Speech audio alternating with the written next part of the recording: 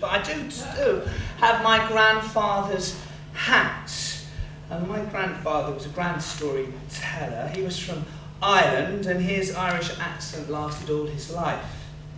I didn't come from Ireland, and my Irish accent usually lasts about 10 minutes, which is about as long as it'll take me to tell a story. There we'd be sitting at the electric bar fire with our fork and our white sliced bread, and we'd be toasting it there. And while we were toasting the bread, he'd tell me a story.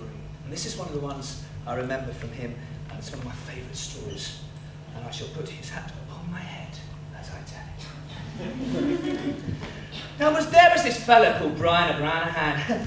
Brian O'Branahan, he was a cutter of rods. That is to say, he would cut the stray pieces of wood that would grow from the trees, such as the willow and the hazel.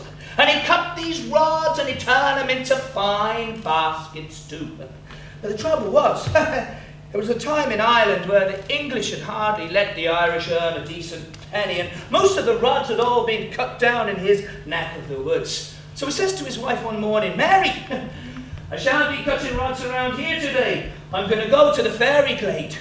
And Mary says, "Oh, sure you don't want to be going there, for if you go to the fairy glade, why, you may never return. You'll go to the other world. I'll never see you again." And Brian, he says to his wife, Mary, "Mary, do you want tea in your mug? Mary, do you want butter on your bread? And do you want jam on that?" And sure enough, she did want tea in her mug, and butter on her bread, and jam upon that too. And so he took his billhook off to the fairy glade. Now, as soon as he got to that place, he knew something was up. As he looked at the tree there he was about to cut at, why, he was sure the tree behind him was pulling faces at him. But when he looked, why, it was just the breeze rustling the leaves there. And while he was looking at that, why, weren't they all dancing behind him, putting faces at him?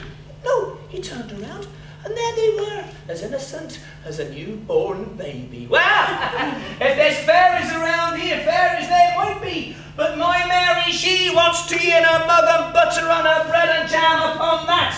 And he lifted up his billhook to cut a rod. But as soon as he did, why, he felt a wind up his trousers, and he felt a wind at his coat flaps too, and the next thing he was up in the air, and he was flying from the north and the south and the east and the west, until he was brought to the ground with a bump. And he looked around him, and it was in darkness. And then he saw a little light, and he thought, if there's a light, there's a fire. If there's a fire, there'll be a house, and if there's a house, there'll be people. And he walked through the darkness, with brambles scratching at his trousers, and branches flapping in his face, until he came to a doorstep. The door was open. And he peeked through, and he could see a fire burning. There, beside it, sitting on a stool, was an old man. And beside him, an old woman too. And in between, there was an empty stool.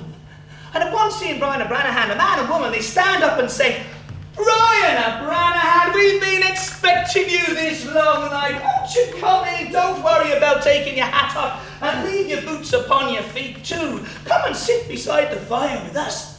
Brian's thinking, do I know these people? I've never seen them before. And he walks towards them. But is that fire welcoming? And he sits there on the stool between the man and the woman who are staring down at him.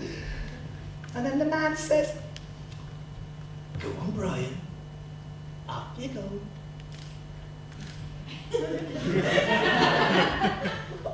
And the woman too, she's looking down going, "Brian, we've been waiting for this.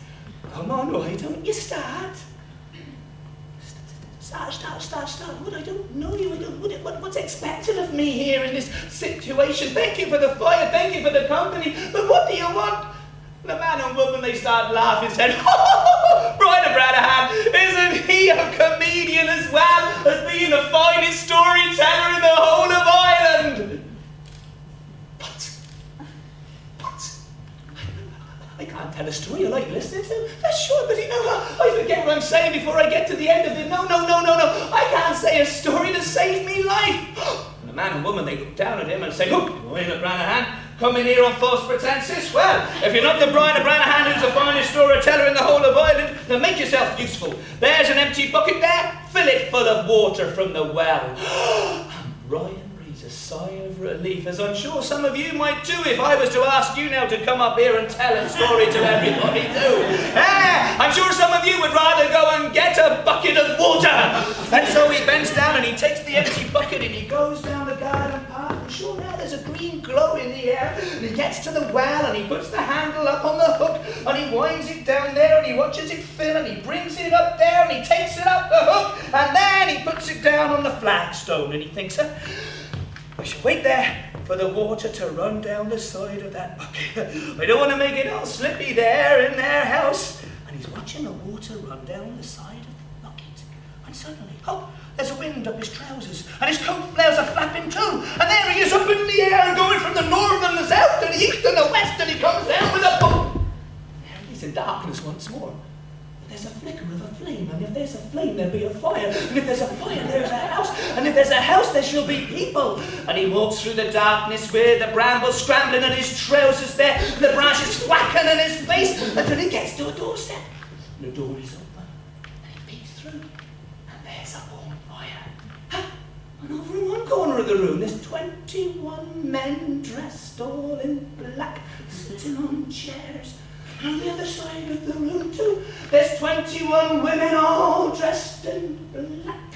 And they're at the far end of the room. There's a table. And upon the table is lying a dead man. And there at the fire he sees a pretty colleen with copper-coloured hair tumbling down her shoulders like a mountain stream. And she stands up and says, Ryan's here, everyone. And the men stand and the women stand and they all start clapping, saying, Ryan's here now, we can get on with the wake for the dead man. And there are boys walking in going, you don't want to go and get a bucket of water there. I found myself here, but I don't know why. And they all laugh, saying, Brian O'Branahan, isn't he the finest comedian as well as being the finest fiddler in the whole of Ireland? A musical instrument, I could hardly ever afford a penny whistle there. And when I whistle, it gets stuck in my throat and I forget what I'm humming and I don't know the words to any popular tunes whatsoever. Please, please, please, I'm not a fiddler. Then he sees floating in front of him a fiddle. And there's a bow following on behind. And then he watches as if it's happening to someone else. As a fiddle falls into one hand and the bow into the other.